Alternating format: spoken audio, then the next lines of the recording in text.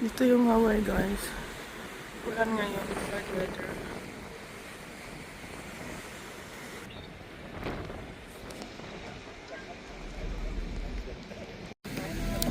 Nandito kami, guys, sa Hilo, Hawaii. Pinapangalanan ko ng Hilo, Hawaii. So, Huaka Hinano. Hindi mo maintindihan yung mga sinusulat. Pero ang ganda niya, parang kung makikita nyo ang mga bahay, halaman, parang Pinas. Kita nyo yan.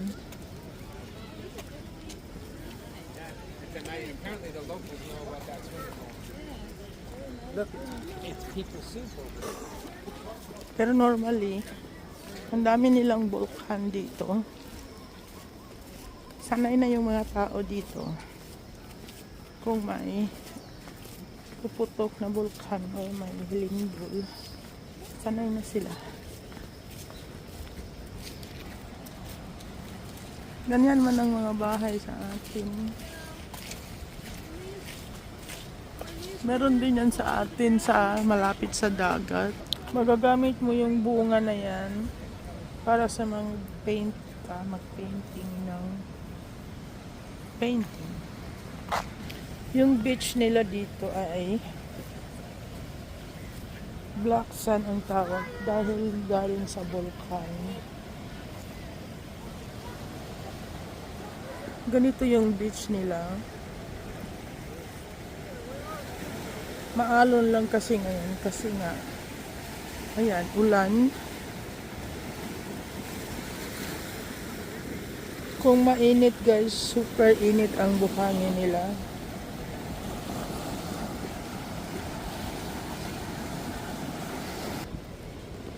Kita niya yung alon na yan.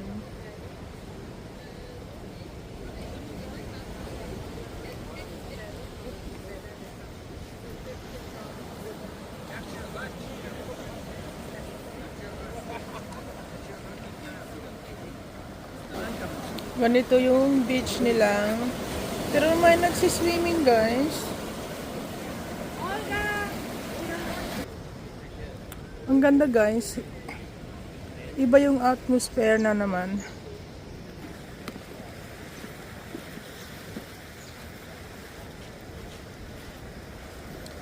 Meron din silang nyug dito.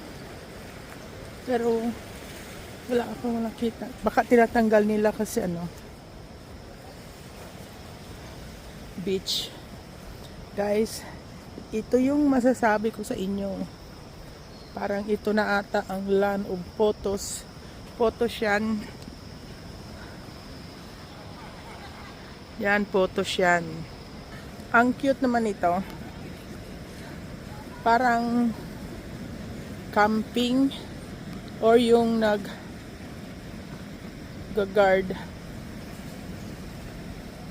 Ang ganda niya, guys. Kita niyo yan? Tutubo lang mga photos dito. Samantala noon, ang mahal niyan sa atin sa Pinas. Special na kahoy.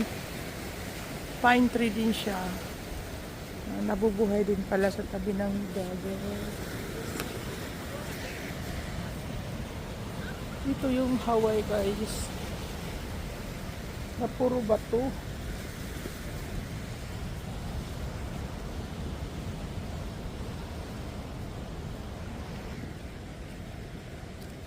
Malakas yung alon. Tumatalon-talon. Lahat yan sa lava.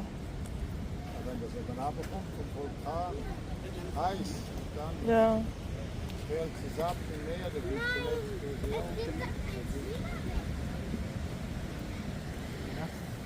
Kahit naman puro bato, may tumutubo pa rin na kahoy, halaman na ganon.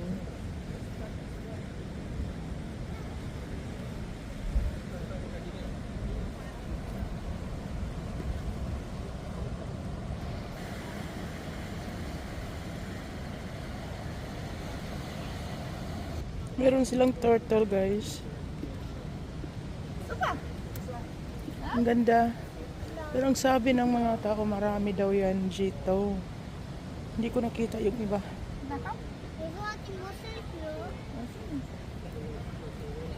Ayan, mga turtle na yan. Ang ganda. Ang dami nila.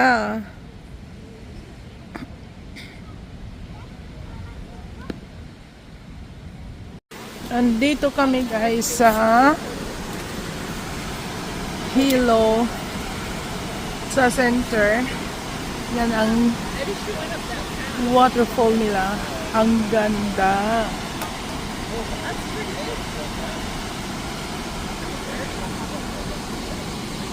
Yung mga plants nila is the same as Philippines.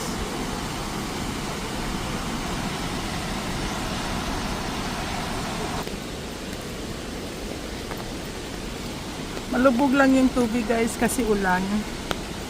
So, kung makita nyo kung ano ang Hawaii, same as Philippines, no surprise.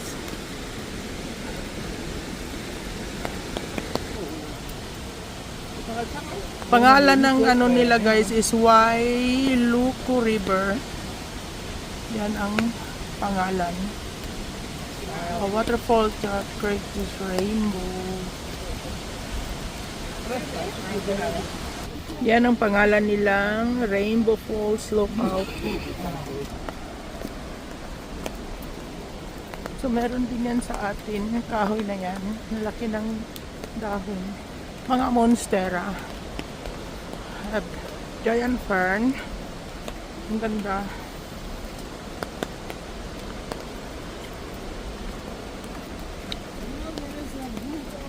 Photos. Baston di San Jose. Giant fern.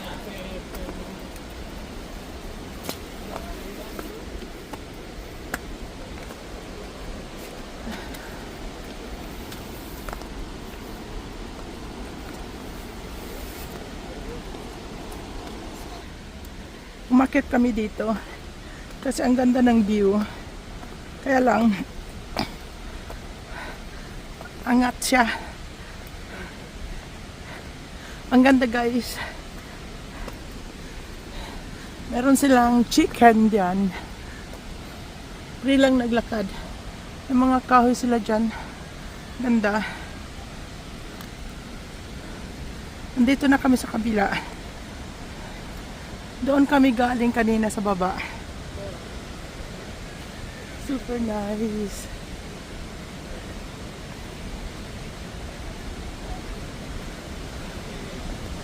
Wow.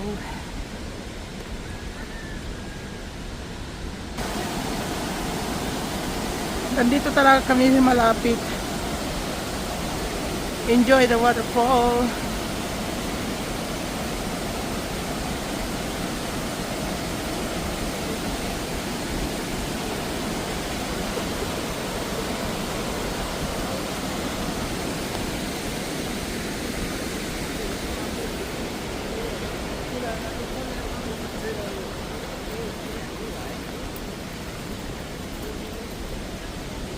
This is no feel for dunes.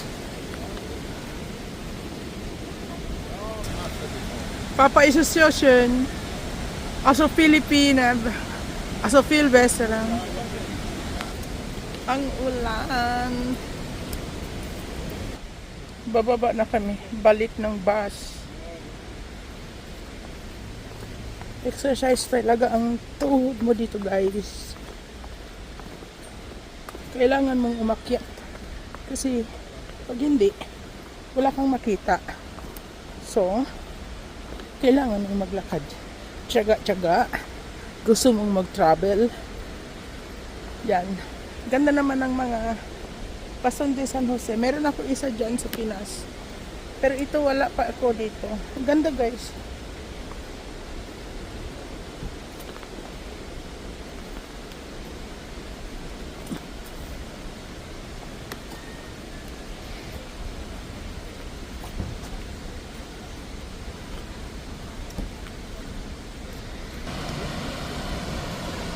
welches zäh ist. Langsam lernst du, ja, ja.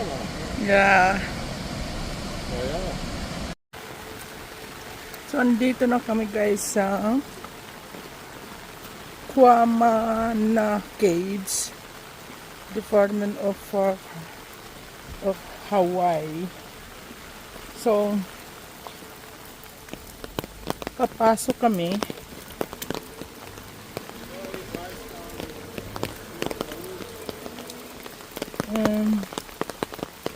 15 minutes.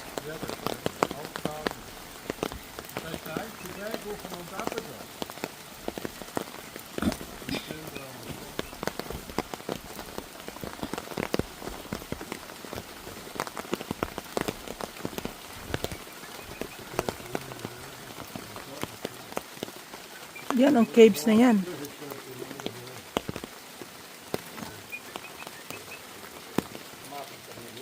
Ito yung cave guys. Papasok ako dyan sa loob.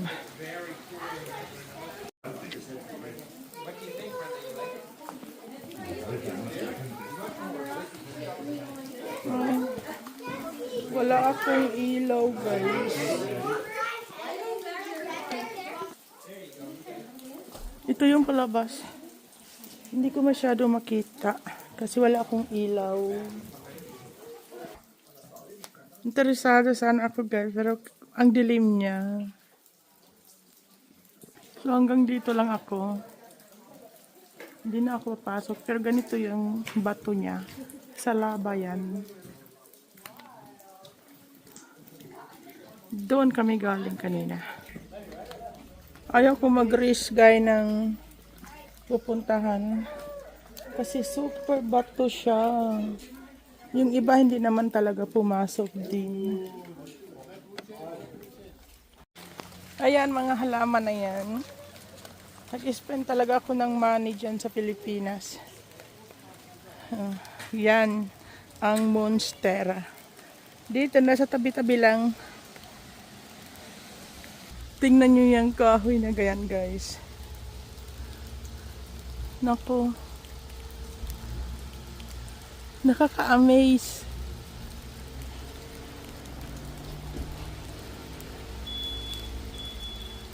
Grabe.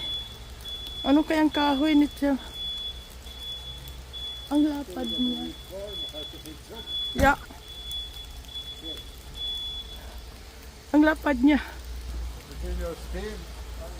Yeah. Pag sa Pilipinas nakita nyo yan. Hi. Meron na namang mga milagro na yan. Pero ang ganda guys. Ganyan siya. Yung gamot niya galing sa taas papunta sa baba.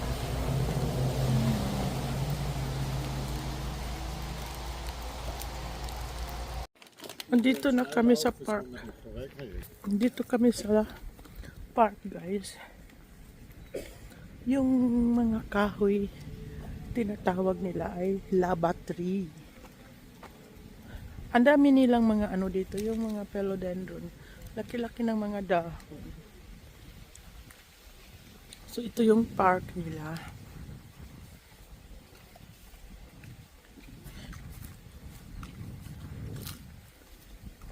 Ang ganda.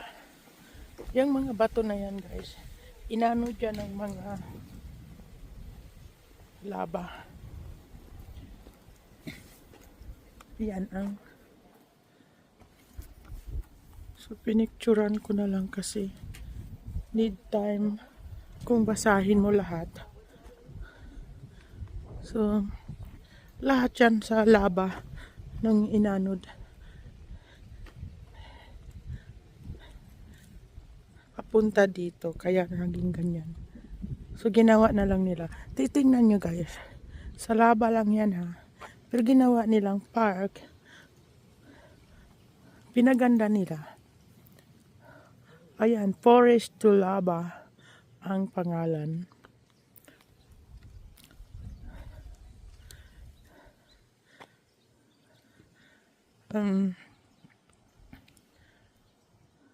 Stay on trail, dangerous earth. Crack in. Ah, okay. So, kailangan mong mag-stay sa trail dyan. Huwag kang aapak dyan sa labas. Kasi maraming hole na pwedeng ma-aksidente ka.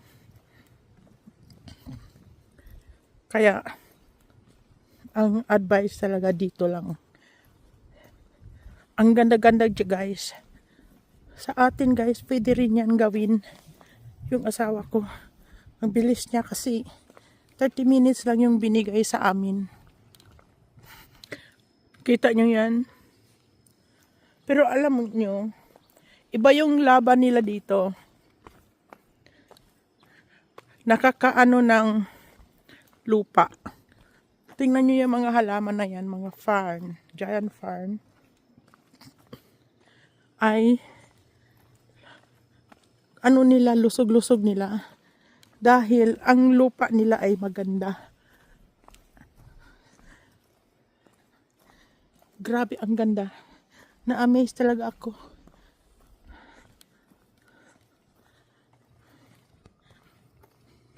Namumulaklak pala yan.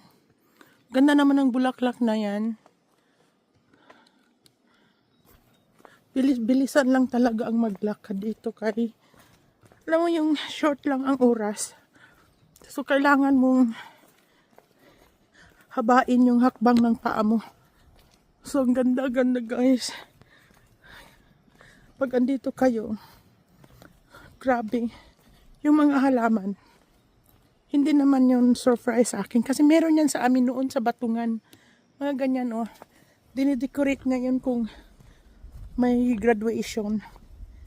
Kaya lang, ang ganda kasi ng ng mga kahoy.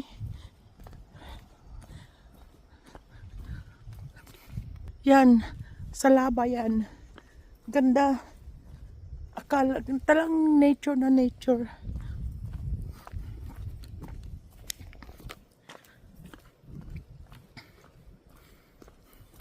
Akala mo, pwede ka magtanim dito ng mais. Kasi tingnan mo yung mga halaman. Yan, Carabao grass yan, guys. Meron din yan sa atin sa Pinas. Grabe, grabe talaga, oh.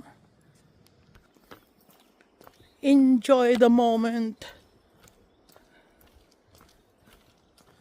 Dahil super schön. May mga butas-butas guys. So, kung may lupa ka lang talaga, alagaan mo lang. Ang ganda. Meron din yan sa atin guys. Yung bunga niyan kinakain namin noon. Pag pumapasok kami ng school. Meron din yan sa atin. Kahoy na yan. Nasa jungle ako.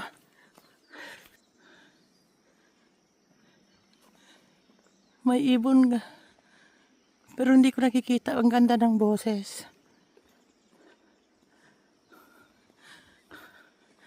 Alam nyo guys, ang sabi ng tour guide namin, noon wala talagang mga dito, halaman na nadala sa hangin kaya tumubo. Kaya dumami yung halaman dito. Parang may naririnig naman akong unggoy. Dami nilang mga bulaklak. Yan mga lava tree guys. Tapos, ang daming photos. Dito lang ako nakakita na grabe naman itong mga photos dito. Tapos, may mga philodendron din sila dito guys. Na tumutubo.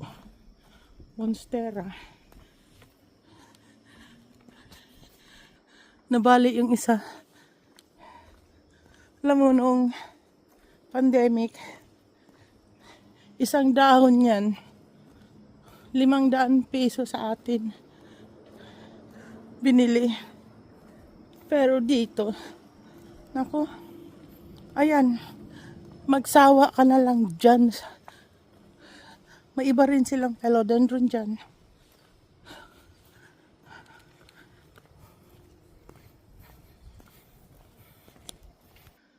Yan.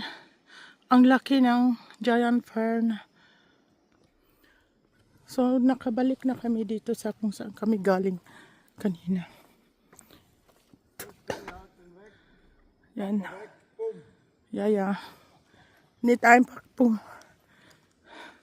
Lava tree. This is for lava tree. Imuso-biso. Ganda. So, bumalik na kami dito. Diyan kami nag-picnic kanina. Yan ang lava. Paano siya?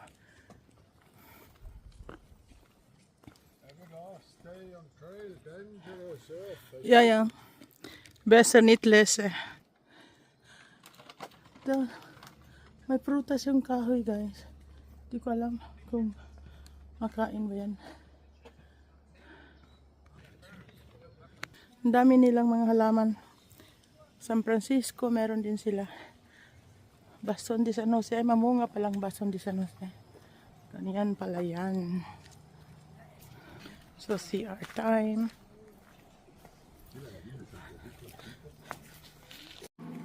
Dami nilang manok, guys. Ayan. Native na manok. Nakagala lang. Diyan sa labas. Hello. How are you? Nakagala lang kayo. Meron din kaming manok sa Pinas. Yung si Ganda at saka si Lakas. Ayan. Ganito yung laba ngayon. Bo? Nasi ka na. 6 years ago. So, batong-bato talaga siya. So, parang ang tinawag nila ay Lava River. Parang tubig lang siyang nag-aanod siya, guys. Pero farmer daw ito noon dito. Meron pang anong na ano nang yung lava dyan. Ewan ko kung ano yan. So, ganito siya, guys, tindi kung ang vulkan ay puputok. Talagang batong-bato siya. Nandito talaga ako sa Lava River. Ang tawag. 6 years old na ito. Grabe puro bato siya, guys.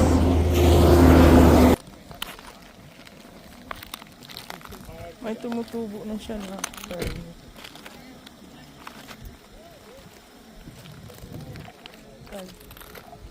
Nyog yan. Nabuhay siya dyan. So, 6 years, guys. Wala. Hindi na ano dito pwede gamitin ang lupa na puro bato na. So, ganito siya. Nandito ako sa Hawaii, guys. Hawaii is volcan island. Volcan country. Dito ginawa na nila yung kalsada. Pero dito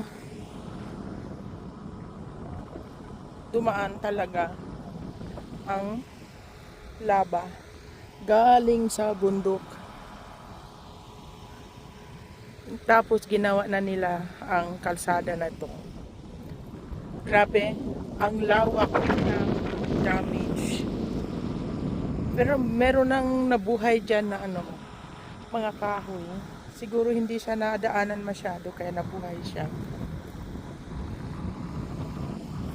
Ang nakakaano lang, no, dahil may tumutubo na ng mga fern yan, guys. So,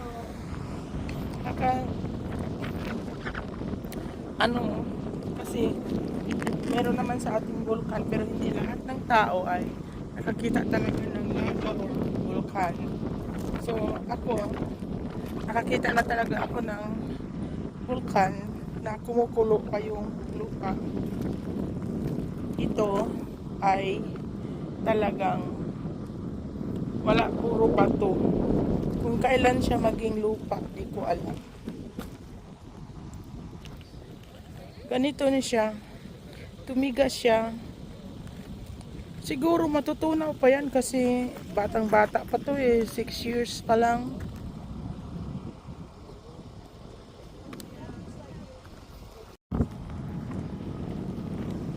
Ang init niya pa guys. Ang bato. Ang tagal pala niya mag calm down. 6 years na siya. Sa totoo lang guys, yung may-ari ng mga lupa dito, asyenda ng kawayo.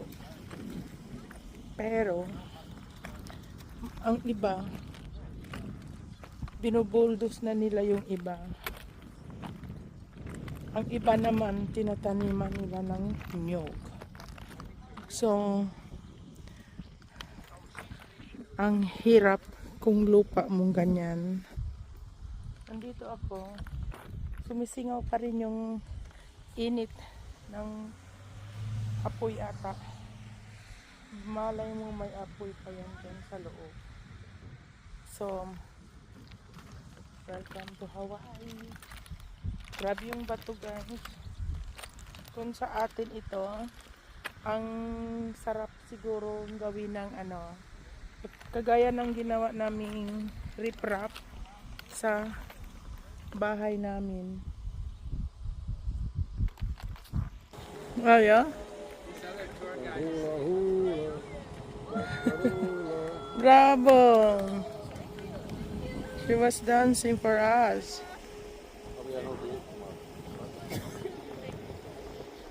May tumutubo na ng pinya-pinya. Kahit walang tubig, tumutubo pala yan. Marami yan sa atin binibinta guys. Pinya-pinya ata yung tawag.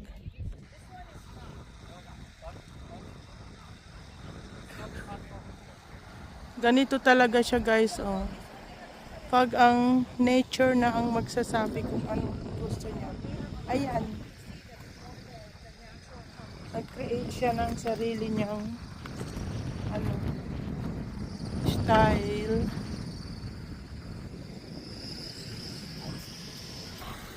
Diba ang ganda niya?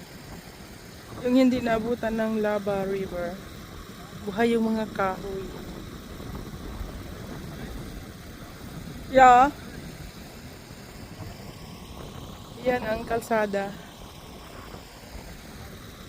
Naka-recover sila agad.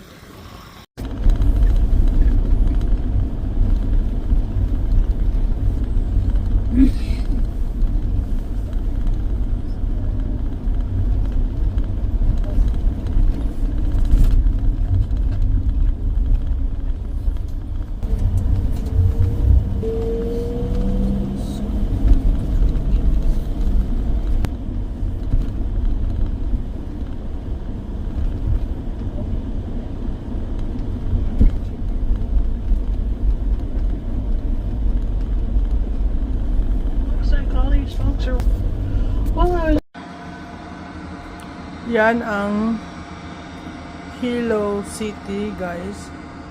Yung building na yan ay best hotel dito. Andito ako sa Hilo, Hawaii. Ang dami nilang bukan, nag-tour, nag-excursion kami ngayon araw. So, midnight alis kami. Andito pa kami sa harbor, sa pier. Sa Hilo, Hawaii. So, ganito lang ang ang main city talaga ng Hawaii guys is ang Honolulu. Normally, kung hindi nagbago yung route namin is dadaan kami ng